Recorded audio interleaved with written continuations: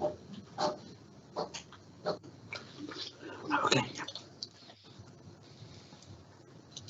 Good afternoon, everybody. Welcome to Cabinet on Tuesday, 16th of June at 3 p.m. I hope you're all having a good day so far.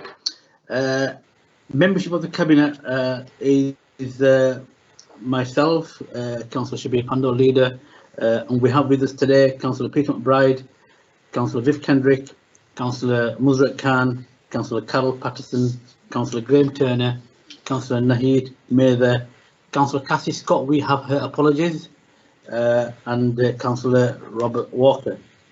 Item 2, minutes of previous meeting.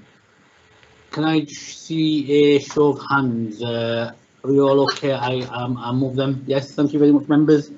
If you have any interest in item 3, let me know, or please fill the form in and hand it in to the committee clerk after the meeting. That'd be great. Item 4, admission of the public. I've been told there are no public who've actually indicated that they are here, part of the meeting, and as a result we've got no deputations and petitions.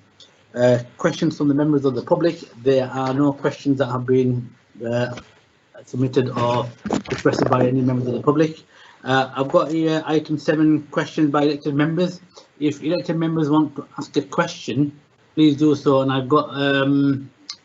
I'm reading the chat at the moment. Councillor Andrew Cooper wants to ask a question, 2 questions. Councillor Martin Ball, Councillor John Taylor, Councillor Bernard McGuinn. And what we've got a number of questions, but what I will do is I will go through each one, one question each, and then if we have time, I'll then go back, because there's a number of members who want to ask more than one question. I think Councillor Cooper's indicated he wants to ask 2 and John wants to ask 4, but we've got 30 minutes. Anyway, without further ado, 30 minutes start now. So Andrew, your first question, please. Okay, was a business plan produced by the council for the George Hotel before you decided to purchase it?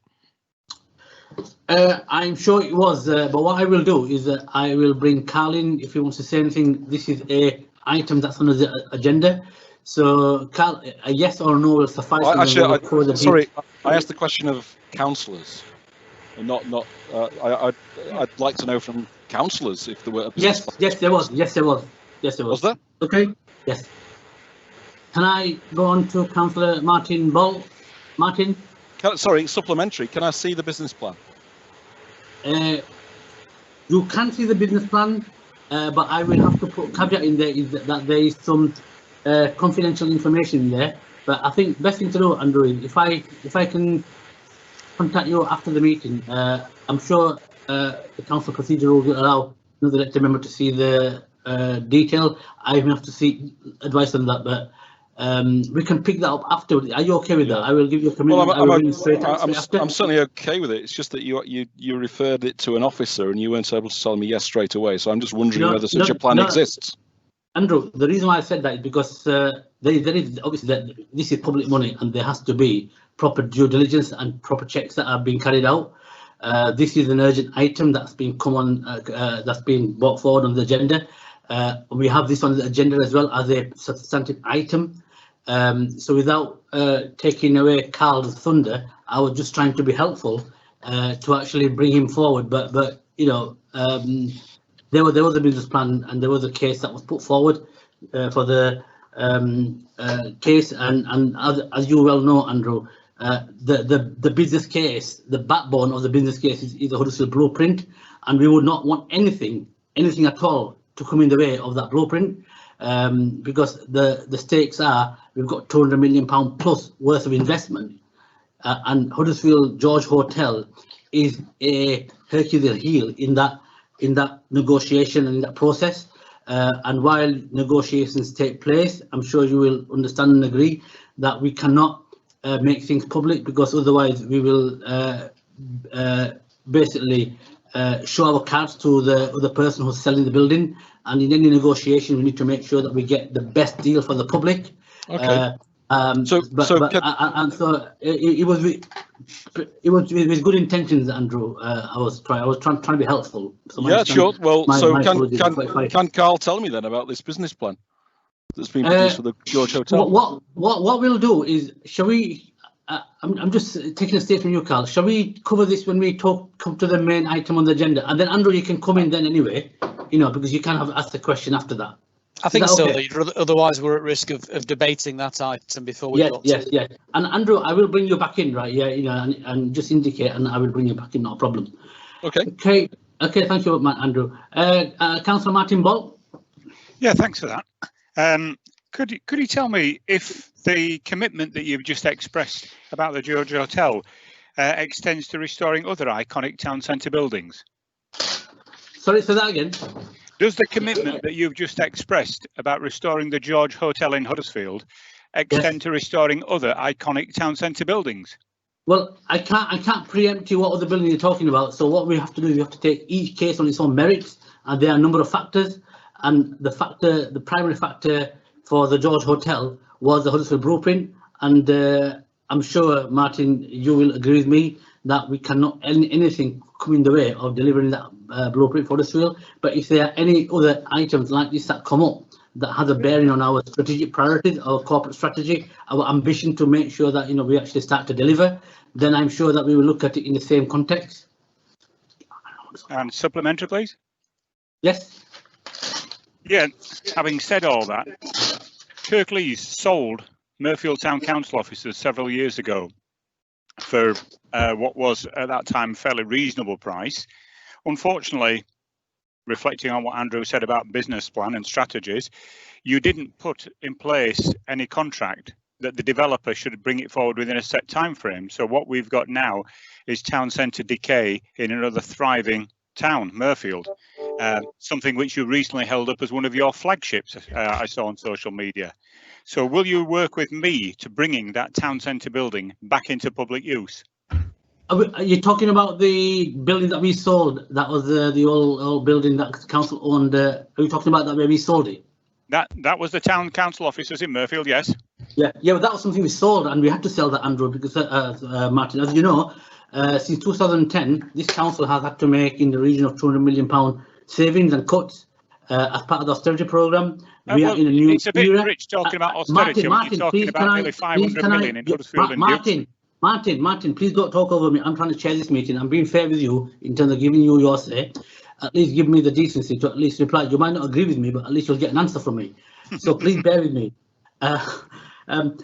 Last 10 years, since 2010, we have had to make massive cuts to this council.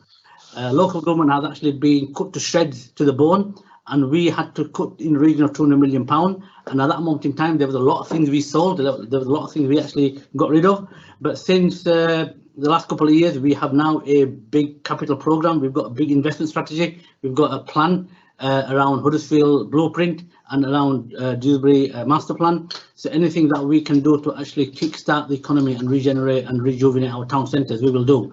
But what you're talking about was a complete different era. It was a different time. It was a time when we were cutting back and getting investment out. This is about putting the investment back in.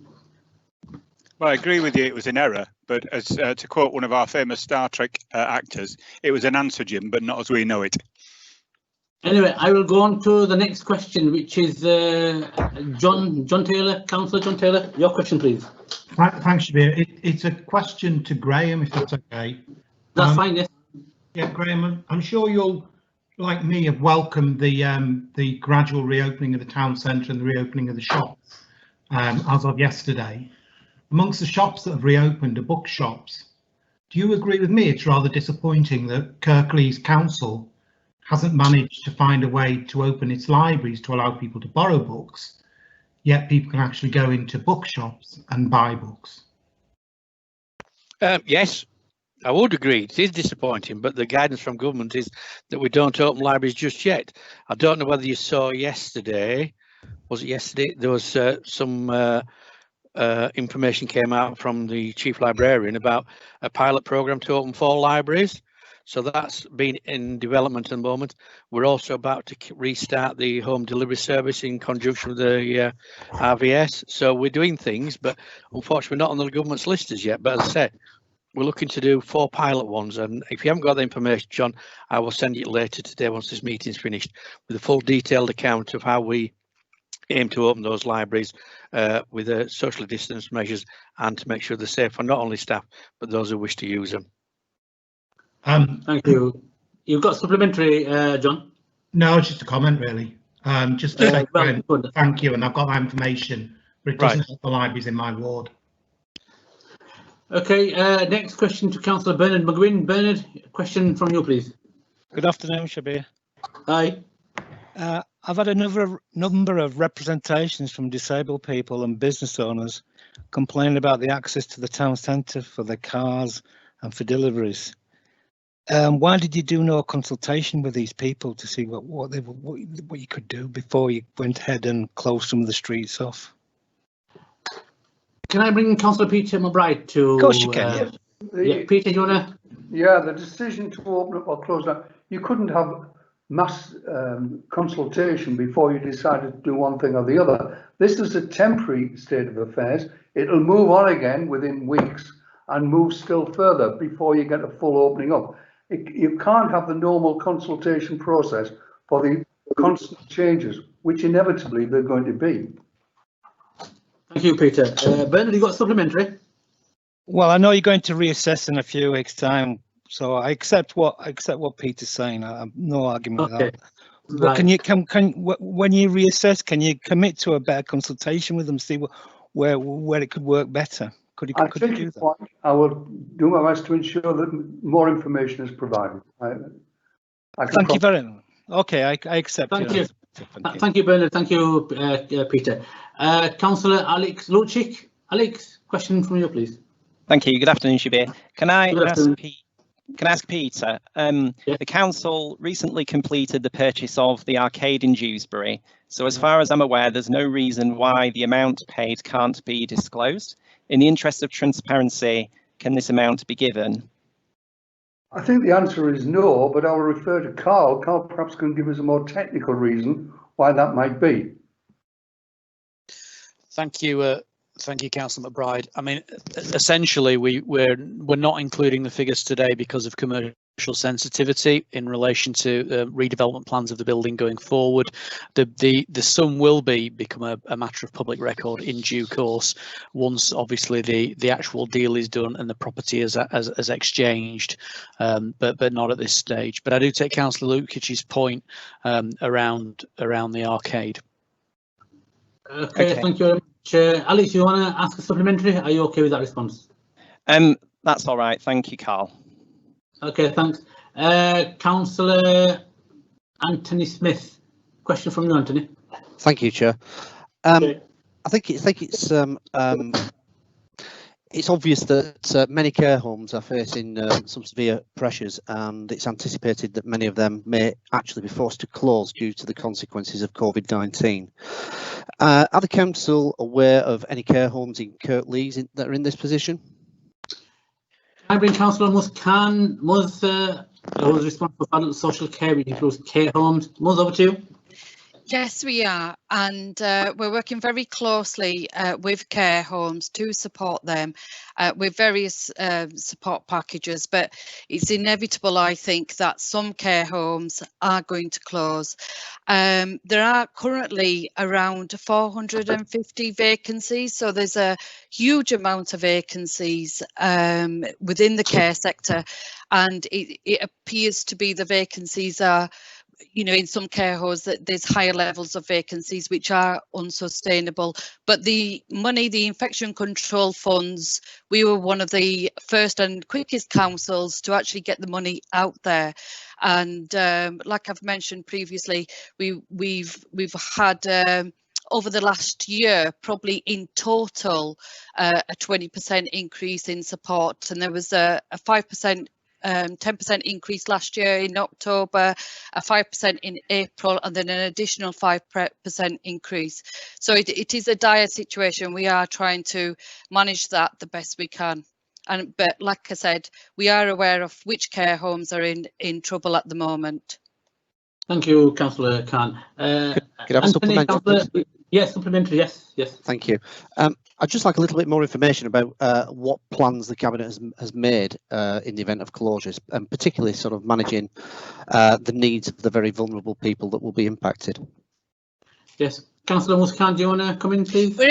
We're in conversations with all the care homes that could possibly close, and there are plans in place as contingency planning was started way before shutdown for every eventuality, and we're very confident that everybody can be catered for, and that conversations are happening with individuals immediately affected and their family members. And like I said, there's at the moment 450 vacancies across the system. Thank you, Councillor Khan, for that comprehensive reply. Councillor Munro, question from you, please. Councillor Munro, are you there? Sorry, hello, yes. Sorry, Hi. my question is, what level of risk of flooding has to be reached before the council puts a stop to building more new houses in an area that have a serious impact by increasing the level of risk of flash floods in the immediate vicinity and downstream? Councillor Peter McBride, do you want to take that question, please? Every site is looked at in terms of its vulnerability to flooding before decisions are made whether or not it should be allocated for whatever, and predominantly, of course, it's for housing. Clearly, events in the more recent past, I'm talking about maybe 2 or 3 months ago, that suggested that those dangers were greater. Obviously, I think we would have to evaluate and re-evaluate more land in terms of its vulnerability to flooding. But pro tem, all of the sites that were allocated in the local plan and subsequently have been determined taking account of all flood possibilities. Thank you. Councillor Munro, do you have a supplementary? Yes, I do, thank you. So what is the council doing to reverse flood risk, for example, in Fenny Bridge, where there is currently a 3.3% annual risk of flooding?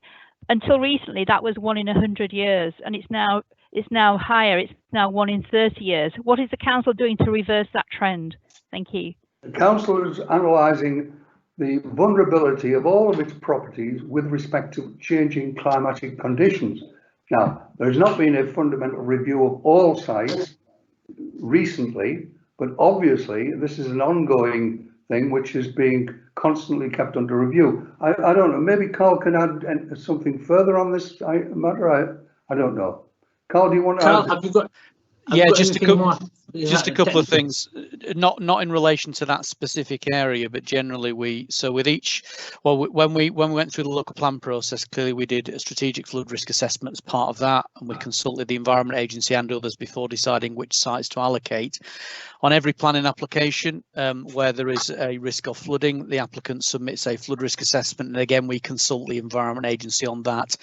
And as part of the recent flooding events we've had, the Environment Agency have been looking again at their flood risks maps, building in local knowledge to decide whether their flood risk areas would change as a result of that.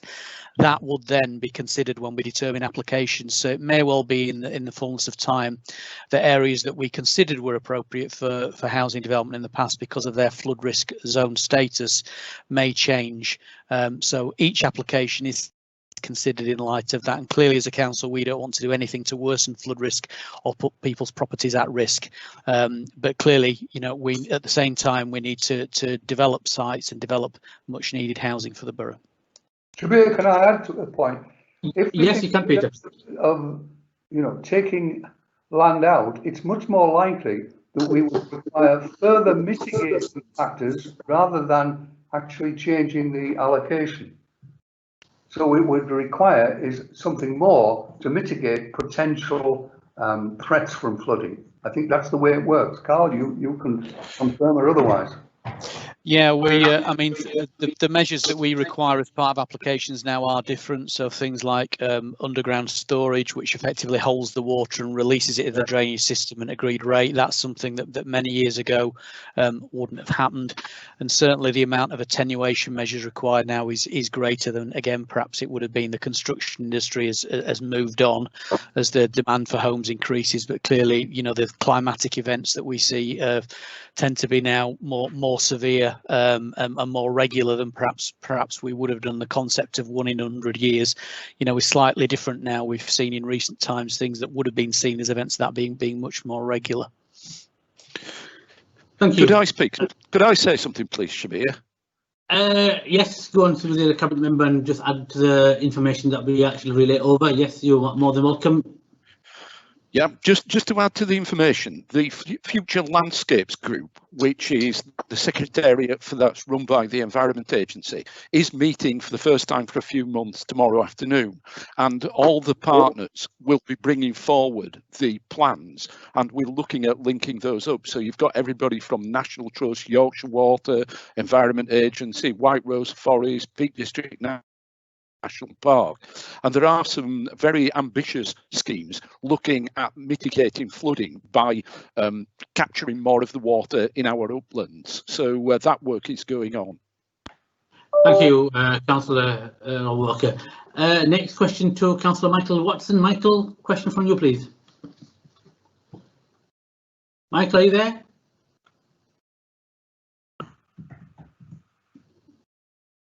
Michael, are you there? What we'll do is go on to the next person, and I'll just ring Michael and see if I can get him. Right. Okay. No worries. Right. Yeah. So I've gone through the first round of questions with members, so I'll go back to now to the beginning. So Andrew, you have 2 questions. Can I have your second question, Councillor Andrew Cooper, please? Yeah, sure. I've been around Huddersfield Town Centre today, and there are direction indicators on the pavements, but they're not being observed. So could we have direction markers for pedestrians to help with social distancing on lamp posts down New Street and other streets? When could these be introduced? Councillor Peter McBride, can I bring you in, please? I suppose the answer is yes, we need to do all measures. Specific technical responses, I think Carl could be more enlightened us than any member of the cabinet. Yeah, but I don't want to bring Carl in because Carl, I don't want to bring you in because I think what Councillor Cooper is saying, that we need to assist the public. Yeah, and if there's something there that we can assist the public with, right? Yeah, we will look at. Into the technical detail, we can talk about that, right? Yeah, but I think Andrew, I think that's the bottom line. We need to get more markings if they're not clear, because that social distance is so important. Andrew, you got a supplementary? If maybe I should just speak directly to Carl, and maybe that's the way I actually get. Maybe that's the way I'll get an answer. No, I've told you, right? Yeah, that if there are markings that have not been put down on lampposts, right? Yeah, and there's not enough, then we will review that and we will make sure that happens. Okay. Things are changing every day. You never know. By the end of the week, the social distancing rules might change. Who knows? There was some talk about it on the weekend that the distancing might change from 2 meters to 1 meter. And what is that? Yeah, and this is what I said to a few of my fellow councillors a few weeks ago, that the guidance that is coming from national government and the situation we are in, both nationally and internationally, is so fluid that things are changing on a daily basis and on an hourly basis, and we have to work in tandem, hand in glove, with national government and with all the other agencies, and that includes councillors. And if you come back with some suggestion, right, yeah, you know, by all means, we will look at it and we will implement anything we can. It's all about making sure that we keep the public safeguarded and we reduce the risk of the virus spreading. And like the Prime Minister said, we need to control the virus, and that is one way to control it. All I asked was for the direction markers on lampposts. That was all. Yeah, and I said yes. Yeah, not a problem. I don't know what we're arguing about. Anyway, next question to John. You've got 4 questions, so you want to ask your second question? I had another one.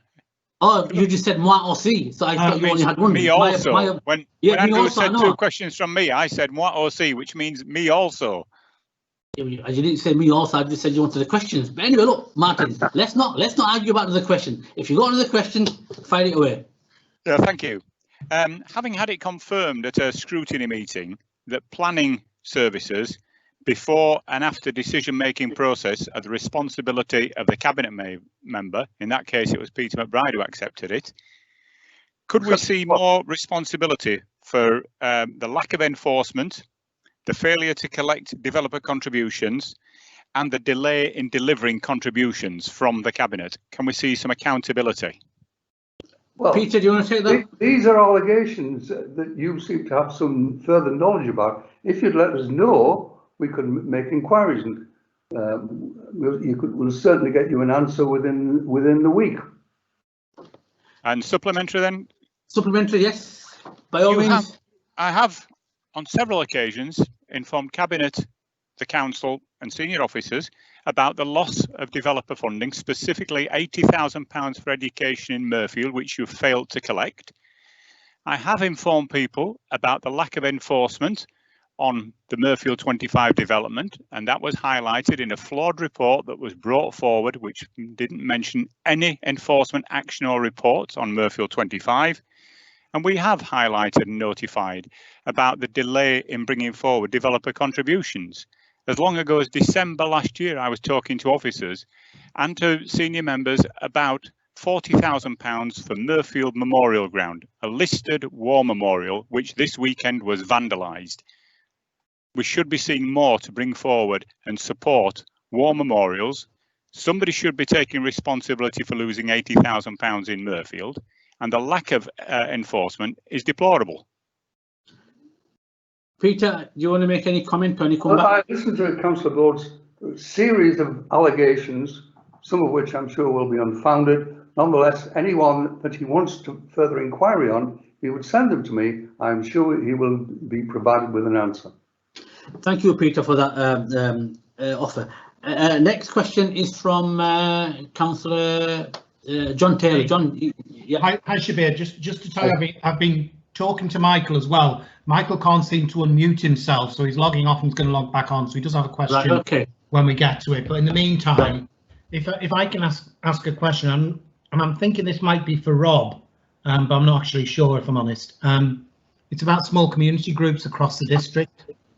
So one of the concerns I have around one of the impacts of COVID-19 will be the financial resilience of a lot of the small groups that we have across the council area. And by small groups, I mean from uniform groups that have been unable to collect subs because they've not been meeting, through to sports clubs that may have cafes or bars or whatever they may have in their premises, that obviously because they're closed, they're not raising income through that.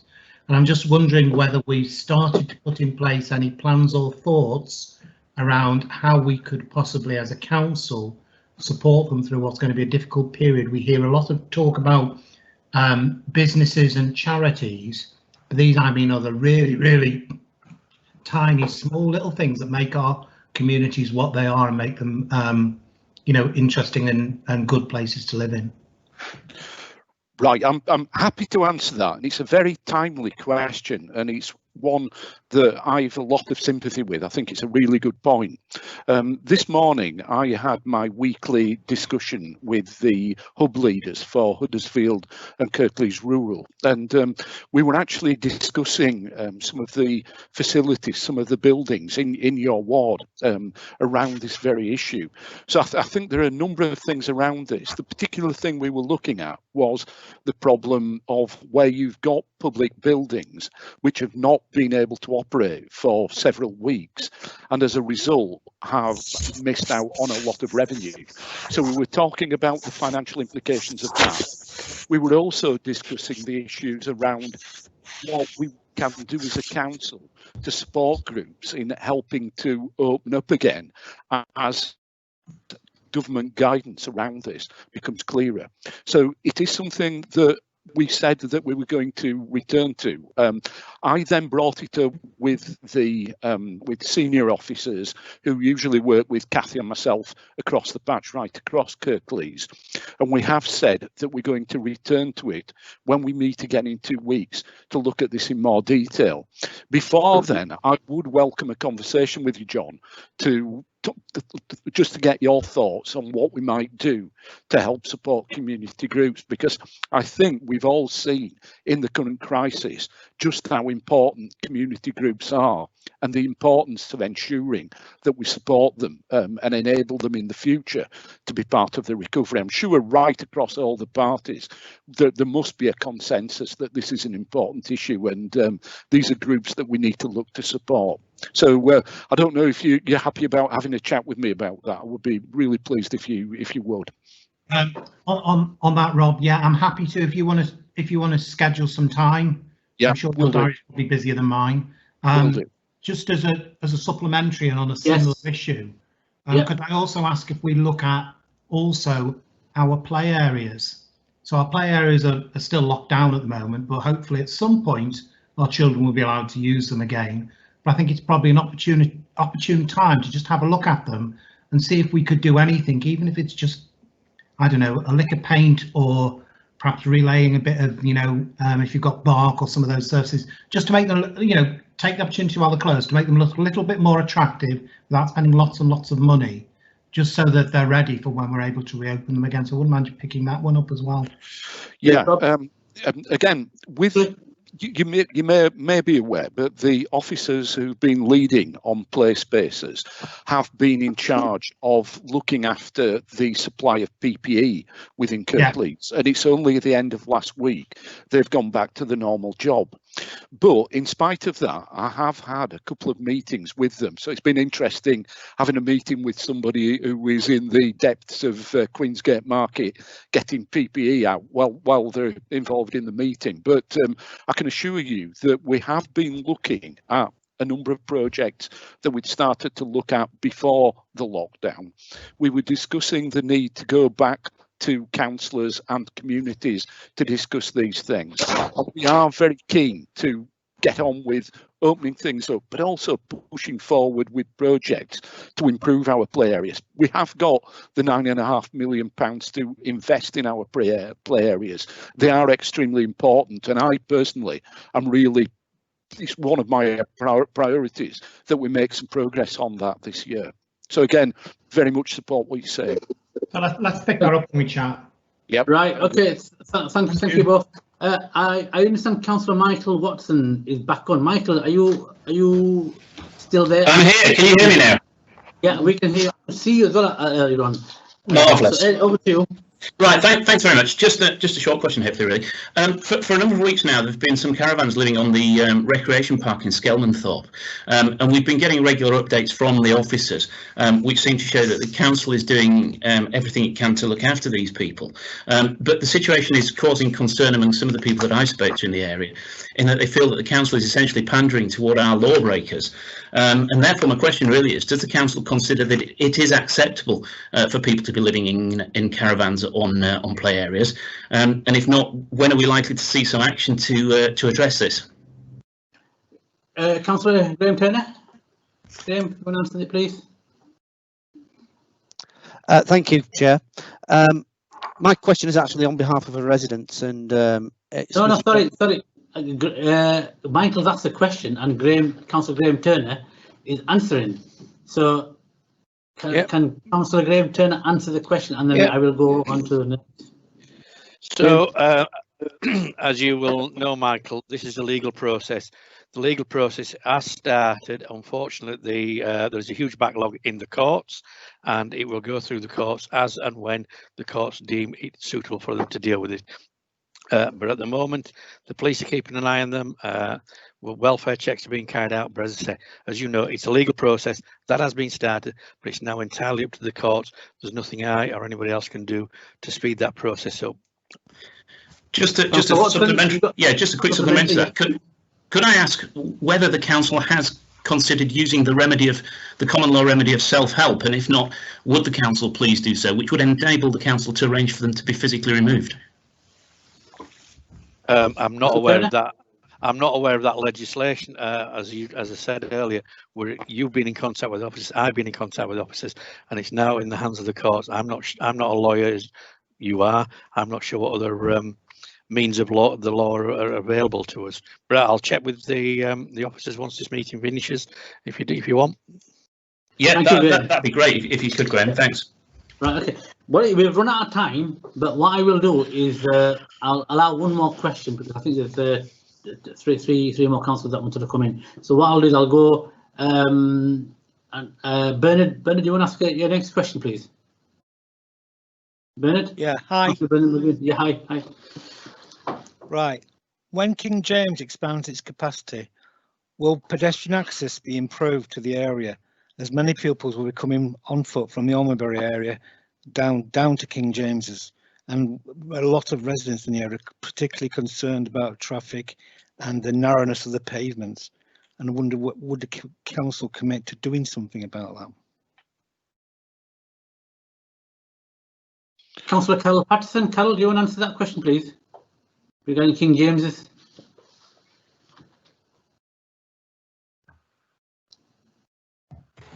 I think I probably need to hand over to Rob or somebody because certainly. Sorry. Yeah. Okay, Rob Walker. Sorry. I'm happy to come in. Yeah, okay, I think it's. Yeah, having walked down there, it is quite narrow. You're right. The pavement isn't particularly good in terms of larger numbers of people, and I do take your point that there will be more youngsters and parents potentially walking down there. So I will look into that for you, Bernard, and get back to you with more information once I speak to highways officers. Okay, Rob, thanks very much. And I don't have a supplementary. You've answered my question. That's fine. Right, okay. Thank you, Councillor Bernard McGuinn. Next question is from Councillor Anthony Smith. Over to you, Anthony. Thank you, Chair. It's actually a question on behalf of a resident who asks about the restrictions on Firth Street, which are currently restricted to cyclists only. And she asks, can the council suggest an alternative route for vehicles approaching Firth Street from Corn Road who are travelling to Almonbury or Newsom in order to avoid being caught up in queuing traffic at Kingsbridge Road? Apparently it's more than a little difficult around there for people who live in the area. Yeah, is that Councillor Rob Walker? Rob, is that one for you? Yeah, we have had a lot of discussion about that particular area of the changes, the bringing in of the one-way system for traffic. It's a good point, and again, I will look into that. I will refer it to officers, and I will get back to you. Thank you very much. Councillor Rob Walker. Yes, supplementaries, yes. No supplementary, thank you. Thank you. For no supplementary, thank you.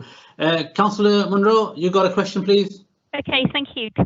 Question 2. Can the council confirm whether they have purchased the former County Court building on Queen Street in the town centre? Is that Councillor Graham Turner? Or Graham, is that one for you? Or is it Peter? I'm not aware that we've bought the building. Carl could confirm or otherwise. I'm sure we haven't. I think we may have been discussing it, but whether I'm certainly sure we haven't bought it yet. Carl, can you confirm that? Yeah, if we're talking about the same building, the one that's just down from the county pub that's being converted, I think, into hotel accommodation, no, we haven't acquired that building. Councillor Munro, you got an next question? Actually, yes, no, I think unfortunately Carl's got the wrong building. It's on Queen Street. It's the building. I think it's Tokyo's. It was formerly the County Court, Huddersfield County Court. Oh, sorry, Queen I do apologise. The answer's still no, we haven't acquired it, but apologies, I got the wrong building. Right, next question. Have you got supplementary? Supplementary, yes. I just want to ask, if not, if you haven't bought it yet, are you considering buying it? No, Peter? It's not a property that we're considering buying. It's not a strategic building that I'm aware of. It's certainly not regarded as such. Right, thank you. Now, we've gone through the questions and we've run out of time, but Alison, you've still got one more question, so I'll use my discretion and let you ask your. Sorry, John as well. John, have you got a third question, and then I'll come on to Alison. John? Yeah, I've got one final question. Yes, go on. Yeah. Kind of combine two into one on the last question. Yeah. Okay. And it's about the Dewsbury Town Fund. There was some further announcements this week, I think it was yesterday, by the government about any changes to the criteria for the town fund, and I was just wondering whether there was a comment from the council yet, whether we've looked at that, and this is in light of the COVID-19 pandemic, and whether that will change our proposals in terms of our bid for town funding. That makes sense. I've not seen any of these changes. I take your word for it. Certainly, we will respond if that's appropriate. Again, I'd refer to Carl. Are you aware of the change criteria? Just very briefly, I've had a quick look at the guidance, and I think one of the key changes is around the deadline for submission of the bid, which has been slipped till the 31st of March next year. But I've not looked at the further guidance yet. As Councillor says, that only came in yesterday, so we've not had a chance to properly digest it yet. Right, thank you. John, you got a supplementary?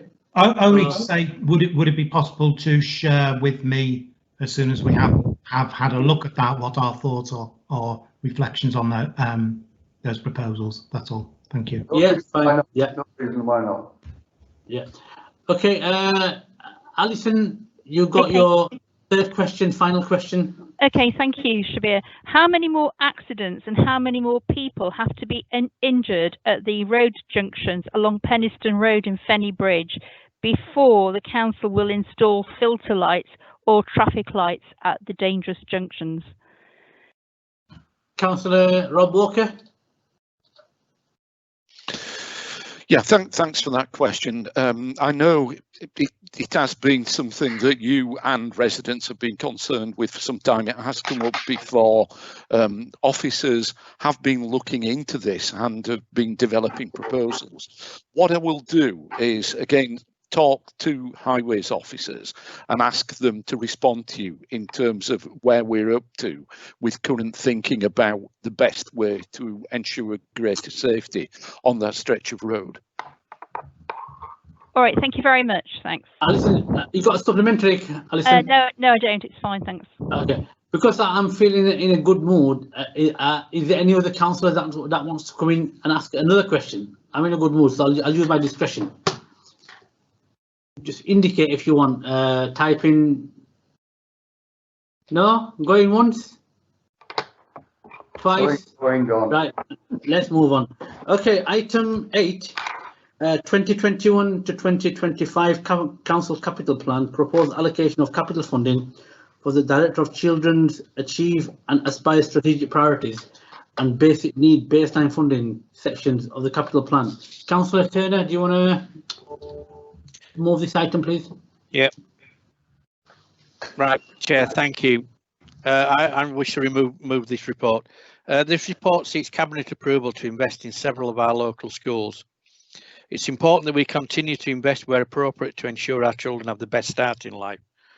The increase in the capacity of Brambles is required to ensure we have sufficient school places whilst the delayed new school is constructed. We will be using temporary accommodation for this increase by utilising existing buildings. These will then be removed from site when we have the new school completed, which hopefully is due for occupation in September 2021. The temporary buildings will then be reused elsewhere within Kirklees to replace all the classrooms that are at the end of their lives. This should be the final time we have to provide additional capacity on the Brambles site, as a new school will be ready to deal with the demand for school places in that part of Huddersfield. When we took the difficult decision to close Almonbury Community School, we promised we would work with all the local schools that would be impacted by the closure to come up with solutions to ensure that we had sufficient high quality places for those children affected by the closure.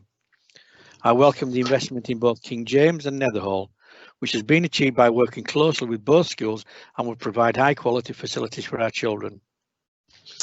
The commissioning of a review into the SEND provision was long overdue, and I'm very pleased that we can now move to the next phase of the process to ensure that there are sufficient high quality places for our children with high needs. I look forward to the results of the review and to how we can turn the findings into a plan to meet the needs of those children. This commitment to providing the required provision is echoed in the proposed investment in the former library at Thornhill, a building I know very well. And it's great to see this being brought back into use, especially for a group of young people who need our support. The proposals that sit have been some time in the making, and I know only too well the time and effort both the schools and officers and elected members are put into to get the proposed investment sorted out. This is a relatively small amount of money, but will deliver a much needed improvement to the school and its pupils. Chair, I ask Cabinet to approve this report. Thank you. Viv, are you seconding this and saying a few words? Over to you. I think Carol Pattison is seconding it as such. I just wanted to make a comment on the report, that's all. Right. Okay, so we'll get Carol to second it and then we'll go on to comments. So Carol, do you want to just second this report? Yeah, yes, I will second it. And Graham has admirably sort of described all these wonderful different proposals that are happening at the moment. I'm really pleased, particularly about the King James's development in Nether Hall, which adds to the work that we've already done. Small amount of work that's already been done in Newsom. That really does mean that we've got education and schools in South Kirklees really established for future generations now, or will have for children in South Kirklees. I'm pleased to see that we've got a solution to Brambles as well, though unfortunately it would be much nicer if we could have had the new school available for this September, but and that's it's good that is coming on stream as well, and making provision for extra pupils. It shows how needed it is that we have to add this extra modular building there. I'll hand over to Viv at this point because I know that she will want to speak on the SEN proposals, but they too are an exciting proposal. Thank you. Thank you. Over to you, Viv. Thank you, Chair. It is, and Carol's absolutely right, it is the special educational needs that I wanted to highlight, because we have some brilliant schools making really good provision within Kirklees, but actually we haven't enough, particularly the social, emotional and mental health needs, you know, and it isn't right that children should have to go out of area for their education. We should be able to provide it fully within Kirklees, and these proposals absolutely nail that, so that we will be able to give the best start, the best education for some of our more vulnerable children. So whilst I absolutely welcome all the aspects of the report, particularly the special educational needs and disabilities part of it, is music to my ears. Thank you, Chair. Thank you. I've got a couple of councillors that want to talk on this. First councillor is Councillor Masood Ahmed. Masood, over to you. Thank you, Chair. Can you hear me, Chair? Yes, I can. Okay. As a Dewsbury Ward councillor, and as Councillor Turner's already alluded to, I'm really delighted and fully supported of this council capital plan, and in terms of the investment overall through all the schools, but obviously I'm going to be biased, but particularly towards the investment within my ward, which is Dewsbury South, in terms of the work with Ravensall Special School, which is an outstanding school in my ward, and also, like Graham said, and is familiar with the Thorny Lees Community Centre, Thorny Lees Library and the Learning Information Centre, which was closed quite some time ago. And I'm really delighted as a ward councillor that building is now being brought back to life, because it's been closed for quite a considerable amount of time, and obviously it does need quite a lot of work. And I know the investment is a small pinch in the pocket, 151k, but I genuinely think that more investment still would be needed. So, which is one of the questions I would like to ask in a minute. But from my point of view, I'm delighted with the post-16 education, and Councillor Kendrick's already alluded to the SEND aspect of this, which I'm really delighted about the post-16 education coming in the ward, and the rooms that they'll have for the children in there. I mean, from what I've already seen and spoken to officers, I mean, they'll have space for catering facility, their own kitchen, skills room, engagement, everything. I think the biggest thing for me, Chair, is that the partnership work with the community centre that's there.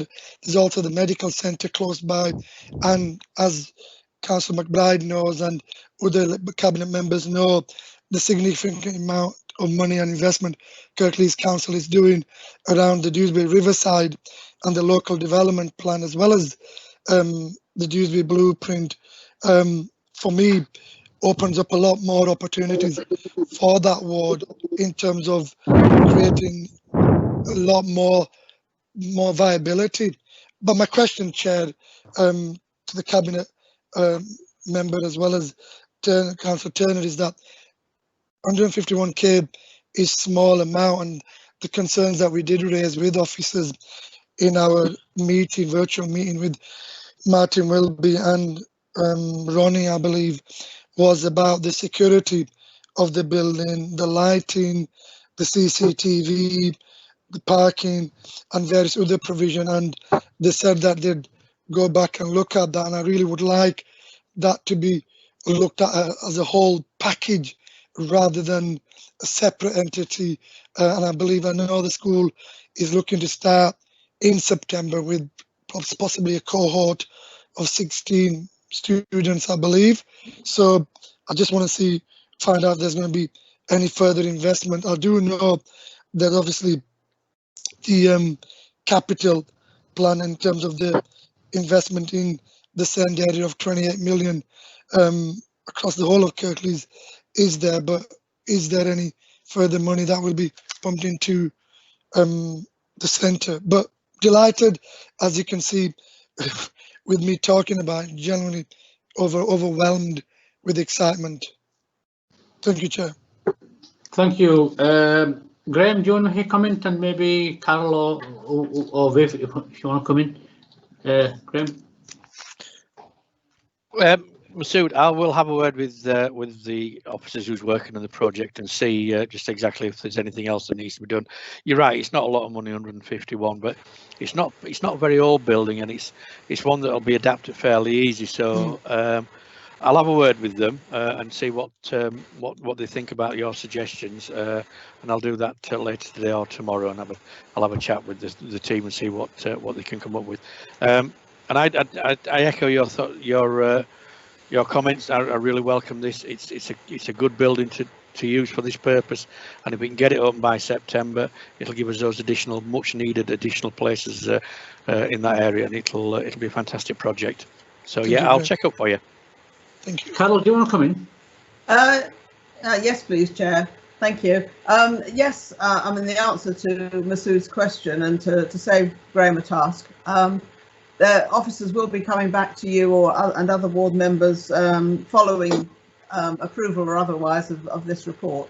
I mean, they are fully aware of the additional measures that you've suggested, but it would not have been appropriate to add anything to this particular. It's a different budget, basically, that we'd be looking at. But I understand that Martin will be getting back in touch with you very shortly. Thank you, Carol. Thank you, Carol. Councillor Munro, you wanted to talk on this item. Hello. Yes, thank you, Shabir. Thank you for the report. I'd just like to, however, just say or ask, can you tell me what the plans are going forward for the Almonbury Community School buildings once all the pupils start attending King James's School? Thank you. Thank you. Who wants to take that? Is it Carol or is it Graham? I'll come. Yeah. I'll come in. Yes. I mean, no is the answer at the moment. The officers are still looking at all the different options that are available to those buildings. One of the reasons why there is no plan at the moment is because the plans for the additional places at King James's and the work to Nether Hall obviously needed to be approved today, if that's the case, before we could really start looking at other future options. But those options are under consideration. Thank you. Councillor Munro, have you got supplementary?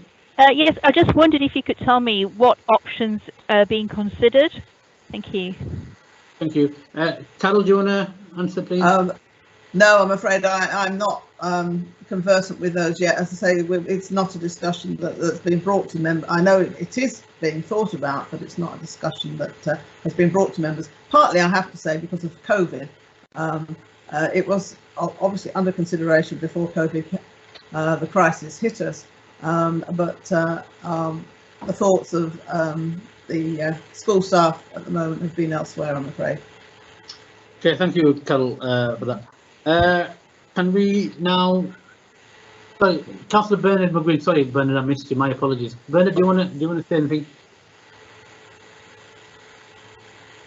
Bernard, have you put your mic off? Put your mic off. Oh, sorry, on. Yeah. Sorry, Shabir. Okay.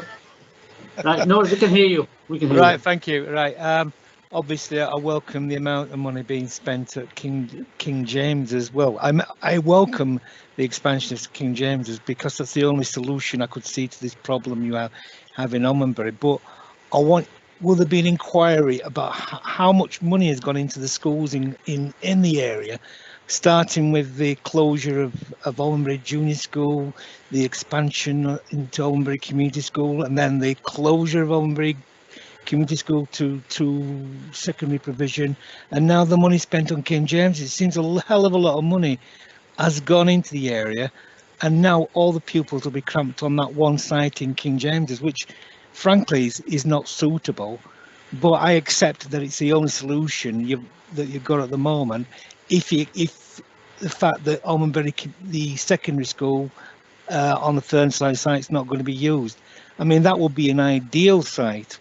In hindsight, of course, that would be an ideal site for a school for the whole of Almonbury, but it seems as though that a lot of money has been poured into the school education system, and we're not going to get anything out. So, will there be an inquiry, Shabir? That's my question. I'll bring Graham in, and maybe if Carol wants to come in. No, are you okay, Graham? Can I add something? Was that an earlier comment? No, that was not gone red. Oh, okay. Carol, do you want to come in regarding the inquiry and what Bernard just talked about? Well, as far as an inquiry goes, I would imagine that somebody has to actually ask for an inquiry, and I'm not aware that anybody has. You are talking about a long history of the building, and I'm sure one of these days, I mean, all the figures could be pulled together, but whether or not that would actually be a worthwhile expenditure to make in itself, I'm not sure. But I'm not aware that anyone's asked for an inquiry into the cost over the 10, 12 years of the history of the school. Could I comment? I think yes, somebody should give credit to the amazing achievement of both the education service and a series of schools to enable all this to have happened. It was a very difficult situation which was resolved by a huge amount of effort and investment by this council, and fully effectively and absolutely necessary. Thank you, Peter. Bern, have you got a supplementary? I'm not decrying the work that's been done by council officials. I'm working with them now to get. Excellent. I'm being positive here, but I'm asking at the end of this process, someone should look and say, how much money has been spent, wasted in the area on education to get the result we're going to get, and that's all I'm saying. Yeah, I would ask for an inquiry. Yeah, no, I understand that, and I think Carol's point was, A, is it in the public interest? I don't know. That's just a genuine comment. B, I've been on this council since 2002. And I've seen a number of different administration and shared administrations. So it's not just about here and now. It's also about the historical context and the numerous different administrations. And I think, you know, the direction of travel was as we saw it until very recently. And I think it's in that context. Peter wasn't saying that you're not acknowledging the fact that the education service. A number of different administrations of different colours over many years have actually, and you're just trying to put things in context. But your point's well noted. Okay, no problems. I don't think we've got any more questions. I can't see any more questions. So can we move on to item? Sorry, we have to go for the vote, don't we? Right? Yeah. So can we go for the vote? Right? Yeah. Andrea, do you want to call the roll call for the vote, and we'll do the formalities of. Yeah, thanks, Chair. Okay, so voting on the recommendations set out on page 23. Councillor Pandor? For. Councillor Kendrick. 4. Councillor Khan. 4. Councillor Mather. 4. Councillor McBride. 4. Councillor Patterson. 4. Councillor Turner. 4. And Councillor Walker. 4. That's carried then, Chair. Thank you. Yeah, thank you. Just for viewers who may be new to this cabinet webcast since the lockdown, the reason why we have to go through a roll call of the cabinet rather than just a show of hand is the regulations are very clear that we have to actually go through all the proper checks and balances. That's why we have to have a roll call of all the cabinet members. So be absolutely clear. Item 9, the George Hotel. This is an urgent item that's come forward, and it's been accepted as a lay and urgent matter. Discussions have been taking place with officers. The chair of Rugby and Scrutiny Committee, Councillor Liz Smage, has actually also been consulted, and she's agreed on the report due to the urgency that it be here today. So the normal process has been waived by the chair of Scrutiny, and I thank you for doing that. There's also exempt appendices which has been sent to all cabinet members. Now I'm going to assume, but well, I think I spoke to most of you, and I think most of you have actually read it. But can I just confirm that the appendices that were sent separately has been understood, and cabinet members are fully okay with that? And then what I will do is I'll probably ask Councillor McBride to present the report, and we also got we've also got Carl Battersby, who is our strategic director for Place, who's actually been doing a lot of the detail work behind the scenes to get us to where we are. So what I'll do is I'll ask Councillor Peter McBride to introduce it, and then Carl, if I can then bring you into just set the context of the urgency of the report and why it's coming as it is, and then we'll open it for questions. Is that okay, Councillor Peter McBride?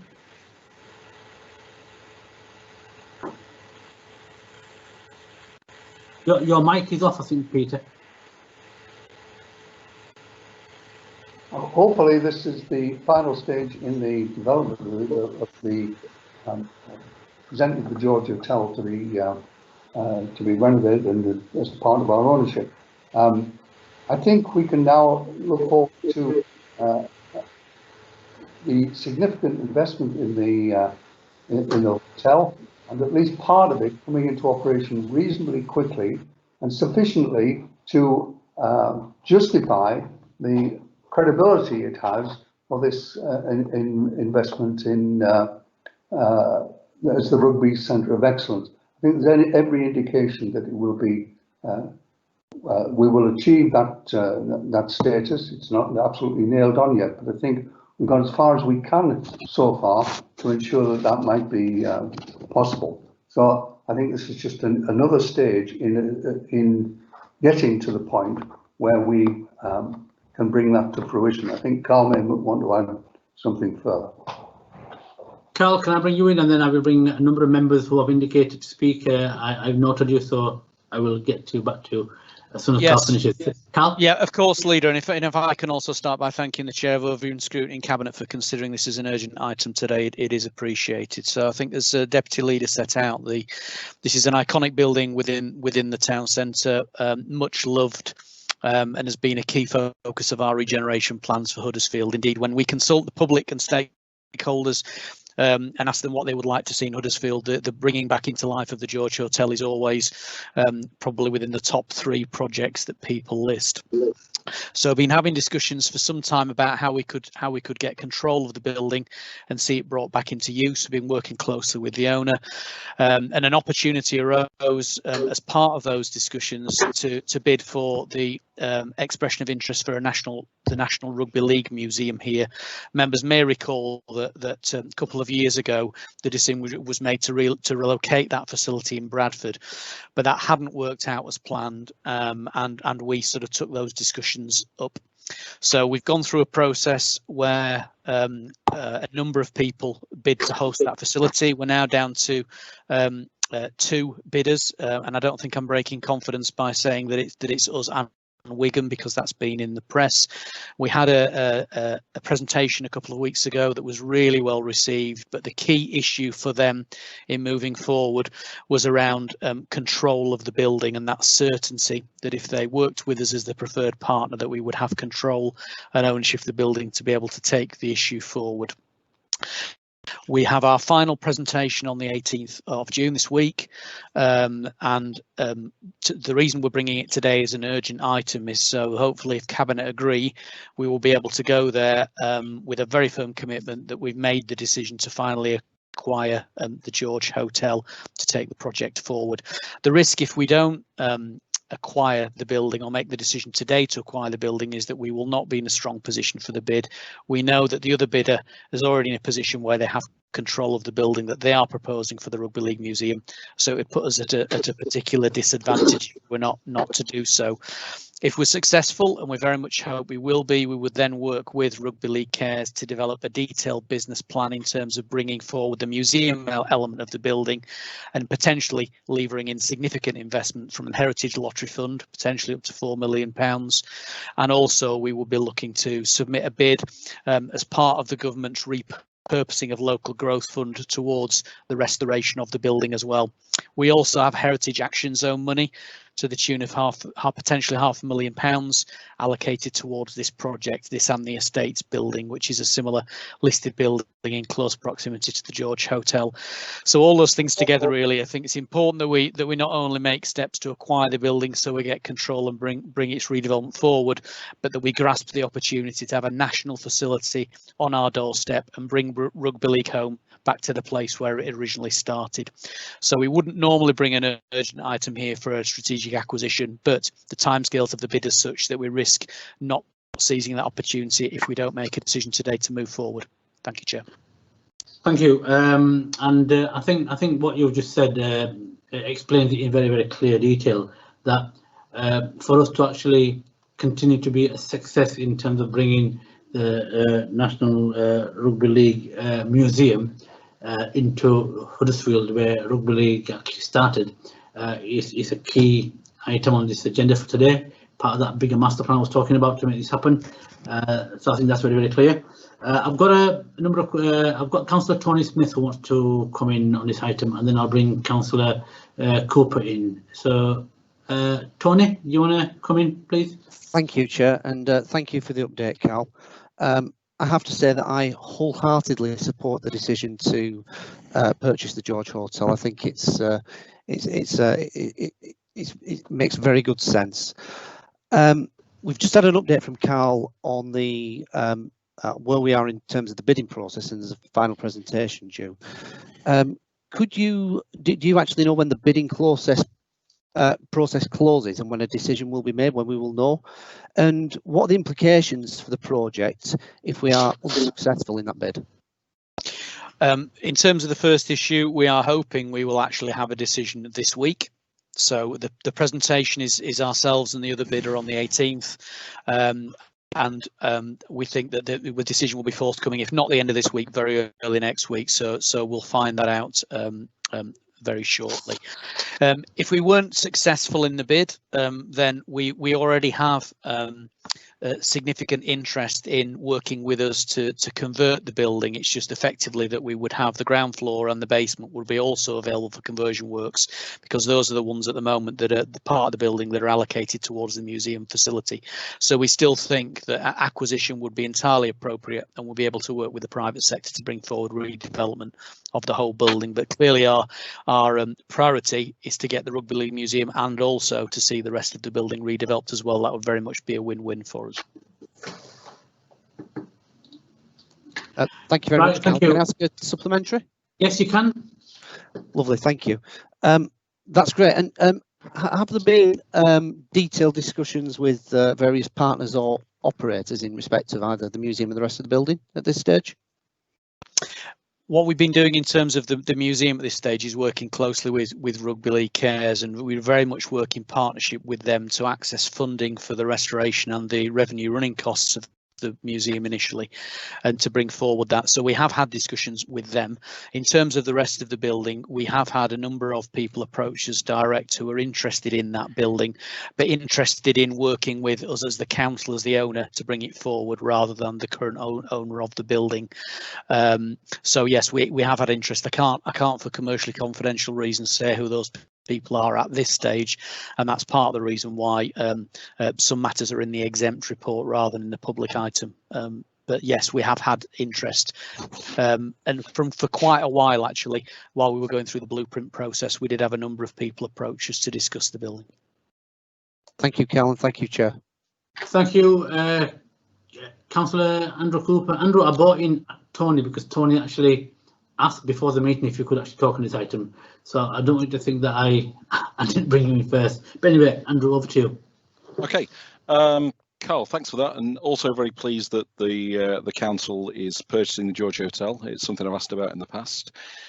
So, question: has a detailed business plan been produced for the George Hotel prior to deciding to purchase? We've produced a detailed case in terms of why we thought the building it was important to acquire, and I've covered some of this now. In terms of the business plan for conversion to museum, that will be the next stage if we got through this next bidding process, because that will be a joint approach that we would take with Rugby League Cares. So we've got some very clear ideas about how we think the museum can work. The Rugby League Cares are very happy with that, but we would then seek funding to help bring it forward. So we don't have the final business plan yet in terms of the conversion to the museum part of the building. So that's the museum part, so that doesn't exist yet. What about the hotel part of it? Does a business plan exist for the hotel part of the building? From a council perspective, no, we don't have a detailed business plan for bringing forward the building as a hotel. We couldn't really develop that until we're clear about what's going to happen in terms of the museum element of the building and ancillary facilities, because obviously the two things have to work together. Previous owner, Mr. Altaf, did produce he produced his own business plan in terms of how he saw an apart hotel working on the site, and if you recall, we granted planning permission for that some months ago, but clearly we're not at that stage yet in terms of having a detailed business plan for the whole of the building. But the leader of the council said there was a business plan for the building. No, let me clarify. Let me clarify. And Carl made it very, very clear. In terms of getting to this stage of putting a bid in and being a successful bid, which will lever in just short of £5 million at the moment, the business plan and the work has been done in terms of acquisition. In terms of the next steps, in terms of the other options we have, because a business plan is just a number of options that we have to consider. So the acquisition stage, the business plan has been done. In terms of moving forward, if you want to put a museum in there, which that is the intention at the moment, then if you want to then develop a hotel and everything else along with it, that will be part of another process. At the moment, we are bidding for the place. Once we are successful, which I'm hoping we are, because what I was saying to somebody the other day is the local authorities is only an organisation where shareholders, i.e. councillors who have got a direct stake in a business, talk the business down. And I appreciate you are wholeheartedly supporting this, Andrew. But what it is, right, is once we get through the next stage, which I'm hoping we will, there'll be a detailed proposal that will be put forward as a business case in partnership with the National Rugby League Association, because they are going to be bringing in the museum in there. But you've got to also understand that, you know, once you actually get over this hurdle, there'll be other investment that Carl's already mentioned that totals £4 million from the I made a note of it, Heritage Lottery Fund. There's local growth fund as well. We don't exactly know how much, but that'll be a substantial amount of money. And then there'll be another £500,000 from the other fund that Carl talked about. And that's just as the initial step. This is all part of the Huddersfield master plan. And without having that Huddersfield master plan in front of us, this will not mean anything. And this is all about having a strategic vision and a steer. We have to trust our officers to work with the details. We are politicians. We have to provide the will and the political clout to actually do this, which we are doing. So I hope the position is clear. You said at the beginning of the meeting that the business plan had been produced. Now it transpires that there hasn't. It sounds like you were. No. What I said it sounds was, like you were winging it. Andrew, look, you're either for this or you're not. The position's I'm for it. I just. Andrew, I will cut you off. Please let me speak. That's the problem, right? Yeah, you want to talk, but you don't want to listen. You know, if you listen, right? Yeah, you'll understand where we are. And the way you're coming across, right? Yeah, you're coming across very negatively. We need to actually put this squarely and firmly on the front foot to make sure that we get this bid, we win this bid. You know, there is not a single bidder. There is also another local authority who is as interested as we are. We need to make this happen. The acquisition case has been made very, very clear. That is the business case we have. Once we get through the first hurdle, there will be another business case that will be put forward with the museum and also with the hotel. But I think we should not just stop there. We need to also develop a series of options in terms of business cases to get the maximum impact that we can have for the town. I can't be any more clearer. I've got Rob Walker. Rob, you want to come in? Rob? Yeah, I just want to say I'm extremely supportive of this proposal. I think it's absolutely critical for the town centre development. The word iconic is overused, I think, but the George Hotel really is an iconic building. I think it would be iconic just because of its importance within the square and its relationship to the railway station. So in terms of our development and as a town, and nationally in terms of the development of the railways in Britain, it's really important. But obviously, it's of massive importance in terms of the history of rugby league. And I've got to express a bit of special interest there that as a former player, coach and current fan, I think that's really important. And I think it could become one of the centerpieces of our development. There's a lot of work been going on around this. This kind of cuts across my culture role. So we're looking at developing a museum that is really going to be absolutely outstanding. There's going to be more than what we see in the building, that is going to be using things like digital technology to reach out to the rest of the world. And I know from talking to the officers, we've had people contacting our team from places like Australia and New Zealand, pledging collections, interested in the work that we're doing, talking about linking up with us. So this is vital. This is really important in terms of Huddersfield being on the map. So I think we've got to support it. I think we've got to stand above petty point scoring, and we've got to see that we've got to secure this building to help us this week, hopefully secure the Rugby League Museum, but also to make it a real hub for tourism and for business in Huddersfield. So I hope that we're all going to back this, and this is going to be a really successful project. Thank you, Chair. Thank you. I've got Councillor Carol Patterson, and then I've got Councillor Tony Smith, and then I've got Viv Kendrick. So I'll bring Carol in first. Carol, do you want to say something? Yes, please. Thank you, Chair. In some ways, I'm just reiterating what Rob has said, but there's one line in the report I want to take issue with, and it says, unlike any other building in Huddersfield, the hotel is seen as a symbol of the town's past and future. I mean, yes, it is, but it's not unlike any other building. And as Rob said, there's the station right next to it, and several other buildings also in that area of the town. And that's what's so important about getting the George Hotel back up and running and occupied. And yes, the public do sorely miss it. And not from just the last 7 years when it's been empty, but even before that, when unfortunately the then owners weren't able to successfully make it run. But we do remember wonderful events that were held there. The council and the local community used to use lots of different rooms there for all sorts of events and meetings, and it was really seen as the hub of Huddersfield, more than the town hall in those days.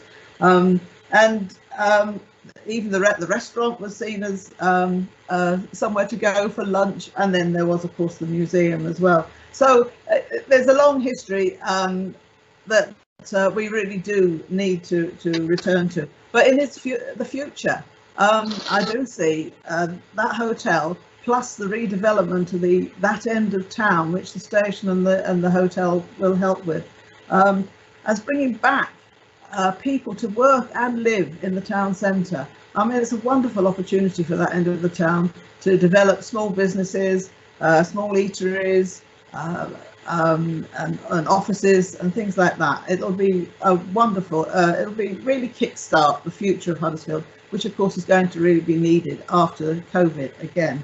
So thank you. Thank you, Tony. Councillor Tony Smith. Thank you, Chair.